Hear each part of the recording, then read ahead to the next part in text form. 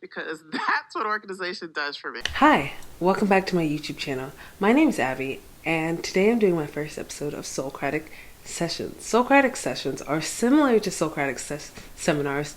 It's my commentary style video based on a certain topic or thing. Today's discussion is about organizational content, the pros and cons of organizational content.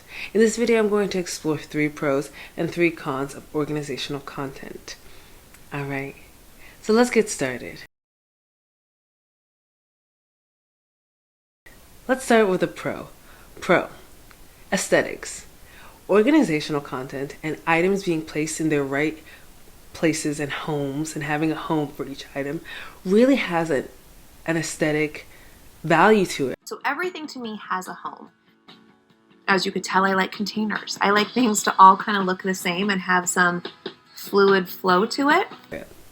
Intrinsically, the visual elements of content being organized neatly and tidily, or Roy G. Biv, or by color or by shape, and being placed in clear containers has a visual element that's quite satisfying. I started my series Budget Luxury because every time I went into a Williams-Sonoma or a Restoration Hardware, I felt like, oh, I wish my house could look like this. I'm an interior designer and I'm obsessed with making everything around me feel beautiful, but I don't have thousands of dollars to drop at a time. So I just really want luxurious feeling interior design to be accessible to more people. There's something harmonious and beautiful about seeing things really tidy and really uniform, yet in a curated space that has a uniformity to it, and that can't be denied. So, 1, aesthetics.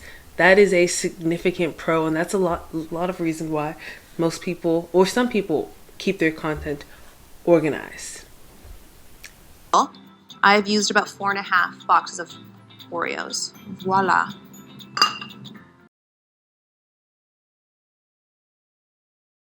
Moving on to cons. While aesthetics can be a pro, aesthetics conversely can be a con. A wonderful creator who I will tag below was talking about how they wanted people to normalize using tools in their kitchen to do things like baking because there's such an aesthetic gatekeepingness around it. So con number 1 will be aesthetics. Things looking right can be a significant barrier to entry for people wanting to create content or wanting to showcase their talent and skills. A lot of your favorite content creators will tell you to just pick up an iPhone or your smartphone or whatever device you have and start making videos with that piece of equipment. However, not having the proper tools and equipment is another barrier to entry. I was watching a TikTok recently where a artisanal baker shared that she was nervous that she didn't have an aesthetically beautiful kitchen with the curated ramekin bowls and just different mixing tools that were really aesthetically beautiful to make her content. And she didn't also have that cottagecore niche theme that is quite popular, and that was holding her back on creating content. And she was expressing and encouraging her audience to put your foot out there and try it, regardless of whether you have the aesthetic tools to make it beautiful. Hi friends, welcome to my messy kitchen. I'm currently making sourdough pizza, and this has got me thinking about some stuff about aesthetics in the artisan baking community. I see this mostly on Instagram. I'm also part of a food photography school program that I've taken online. And it's obviously very much the trend to have this kind of cottage core, you're kneading all your doughs by hand, you're mixing everything by hand, you live in a cottage in the Shire. And as much as I would love to live in a cottage in the Shire and make all my things by hand, that's not possible for me and not possible for a lot of people. I have a pretty small kitchen. And I think it's also a little bit of a defense mechanism folks use to protect themselves from maybe negative comments that might hint at their ugly in quotes kitchen tools, or ugly tools that they're using that aren't curated.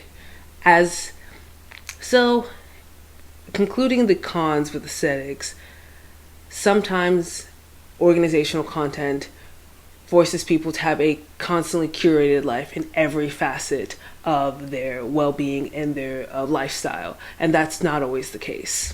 Literally. For me, like a garage and a pantry, those get me really horny.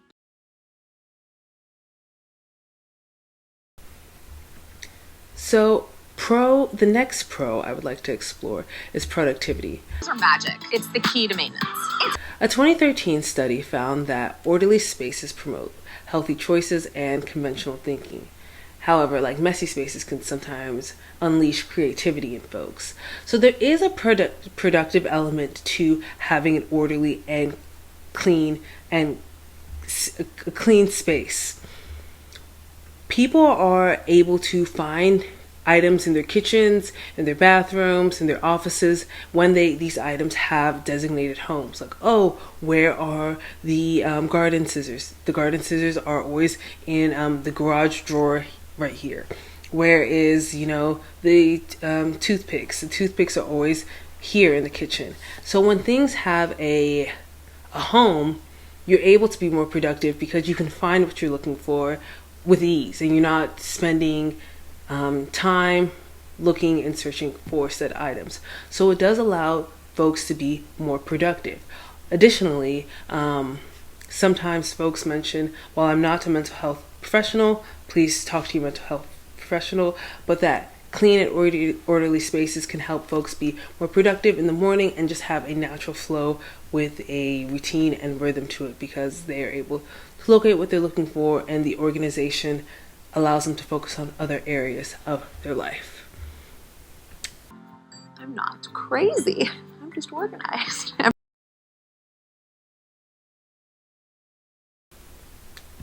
The next con is a very serious con, and this con deals with decontainering things in order to create an organization curation.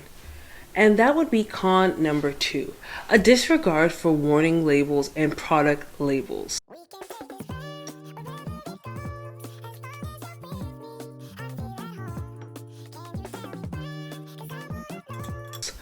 A popular TikTok trend went around and social media trend went around where folks were taking mouthwash and toothpaste and decontainering it and putting it in separate containers. Now, this isn't wild assumption or a wild trend, because we lived in a society where decontainering things is very popular. For example, with whiskey, folks will decanter it and decanter it by putting it from a bottle and putting it into a decanter, which is kind of like a crystal jar that's used to house whiskey or bourbon or some type of brown alcohol. However, decantering whiskey doesn't actually do anything for the whiskey, unlike wine. It just looks good, according to whiskey experts. But moving back to the mouthwash and toothpaste example, a lot of people were putting it in clear containers, and dentists had come online and kind of created warnings about this, because the properties of the toothpaste need the packaging to keep them as, it wasn't like soluble, but it was as potent as possible.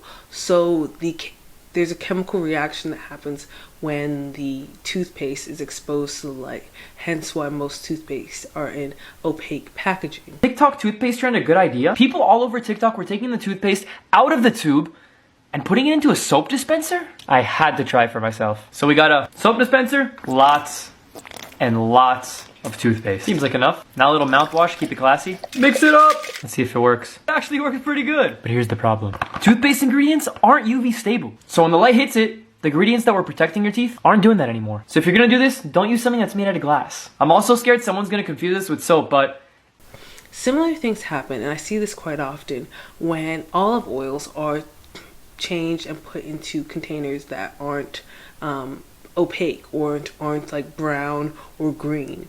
The UV lights affect the olive oil quality, so that's something to consider. So while organizational content is nice, moving things and putting them into clear containers removes the item of the label. And those labels can be important. Folks with food allergies, could you imagine going over to someone's house and having a very specific food allergy and asking about what kind of flour is this? And they're like, oh, it's just white flour, or it's just X, Y, and Z ingredient. And you go into the pantry and you look and you can't see any of the specific ingredients because labels have been removed and the products have been decontained. So, because obviously things go bad, so every 30 days, I just know the first of every month, like you pay your rent, you're going to redo your cookie jars. Hello, it's normal. And put into a separate container. So not only the packaging, the value of the packaging being removed, but also expiration dates, allergies. Those are things to consider when taking an item from one container that it was packaged in to another container that is potentially not designed for. So that's something to keep in mind when it comes to decontainering and removing warning labels or packaged labels when moving an item from one container to another container. So let's go back to some pros. Another pro would be functionality. Our intention for everything that we do is to give people the tools to make a system smart, sustainable, but beautiful. Form plus function. Sometimes folks can't do certain things well because their space doesn't function well. Organizational content allows folks to maximize the space that they have and allows them to find new ways to store things and to work in a space that's conducive to their lifestyle as well as to the way they function. It's a disaster. I grew up in the kitchen with my mom, and I get to do that with my kids again. I knew she was gonna cry. That could be reorganizing a pantry to maximize space. That could be reorganizing a kitchen. That could be finding a different way to store clothes or to use tricky spaces such as under the sink. There's many different ways that folks use organizational content to maximize their square footage. Okay, so today we're gonna finally organize under my kitchen sink. I'm gonna start off by removing everything. And I'm just gonna go over it and I'm gonna add some labels.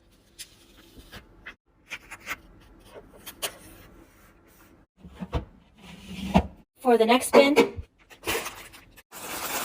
adding in some microfiber cloths. Adding a label.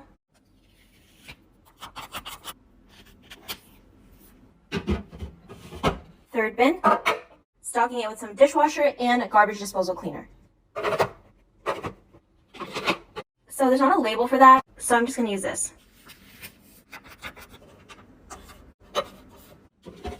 Okay, so as you can see, this thing takes up a lot of space down here. So I'm gonna use this bin to store some garbage bags.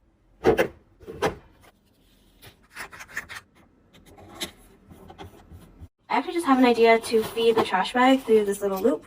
And this fits right under the garbage disposal. Since this can catch water at the bottom, I'm going to use it to store some of the brushes. This straw and bottle cleaner. And I thought it would be a good idea to put it right there. And part 2 will be organizing this side. There's a lot of small apartments in New York, and there's so much content online about how I live in a 300 square foot apartment, and they show you how to maximize the space in said small apartments. And it's just finding smart ways to leverage tricky spaces. So functionality would be the next pro. And the final con I have to share today is environmental impact. Now, the environmental impact is one thing that really hit me with the environmental impact was the spices. I've seen so many people repackage spices into these beautiful looking uniform containers. And they'll take a spice and they'll pour it into a very different spice container. They'll take a spice and they'll pour it into maybe comparable spice size shape container, but they'll all be uniform.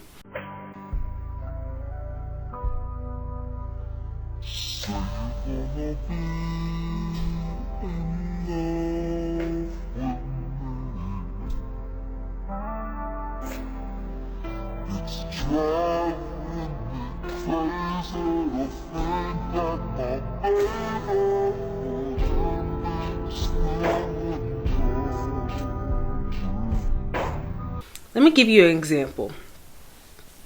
See this spice container? This is the everything bagel seasoning from Trader Joe's spice container. I enjoy this spice and the seasoning.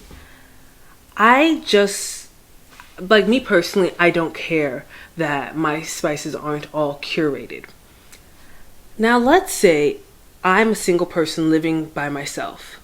All I need is this one spice container, and it lasts me almost like the entire year. I don't need to buy a bulk size container of it and have it stored away somewhere separately. So if I bought a separate container, granted it's only a one-time expense, I would still need to be buying this serving size to pour into that new container. Does that make sense? So you're creating two markets. You're creating one market for the empty container and then one market for this, because this market is still staying sustained. So it's creating a second market for those spices, like those empty containers.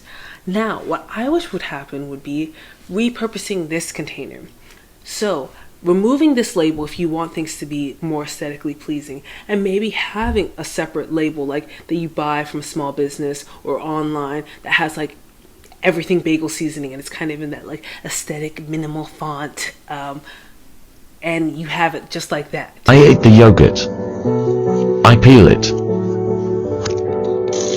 Okay, but don't mind my messy baking cabinet. But yeah, you can totally buy these cute wooden lids from Amazon, and they just...